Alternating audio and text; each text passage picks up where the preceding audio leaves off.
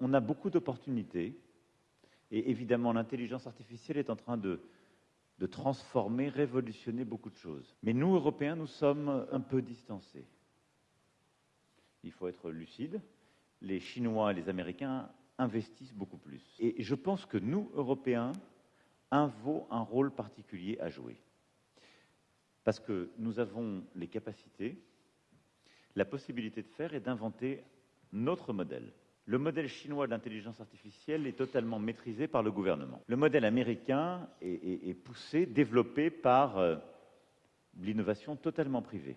Moi, je crois que l'Europe, qui est le lieu où on a inventé la capacité qu'a ensuite eu l'humanité à placer l'homme, au sens générique du terme, au centre de tout, a quelque chose à dire et à faire pour l'intelligence artificielle. C'est-à-dire d'avoir un modèle d'innovation très spécifique, mixte, public-privé, de réussir à faire que l'intelligence artificielle soit au service de nos finalités collectives, et au fond de définir son propre standard. Et donc, il me semble, ce qu'on doit chercher à faire, c'est d'abord rattraper le retard. Innover, investir beaucoup plus qu'on le fait aujourd'hui pour être au même rythme, au même standard que la Chine et les États-Unis. Et ensuite, c'est d'essayer de définir les règles d'une structure collective qu'on se donne. Et ce qu'on voudrait faire, c'est que ça repose autour, au fond, de trois choses, de trois S. La première, c'est la science. Beaucoup de choses se disent, se font, sont en train de se faire, parfois avec des intérêts particuliers chez les uns, chez d'autres avec aussi une forme de complotisme. On voit comment la conversation est biaisée.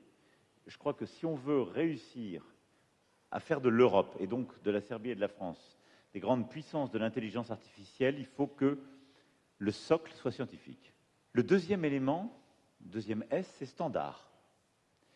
Il nous faut des standards internationaux communs. C'est-à-dire des choses qu'on considère comme étant la norme, ce qui définit implicitement des interdits, des choses qu'on va favoriser. Et puis le troisième S, c'est des solutions. Et donc il faut des solutions communes d'IA qui soient agréées et ouvertes. Et c'est pour ça qu'avoir un modèle open source est très important, et qu'avoir des solutions européennes est très important.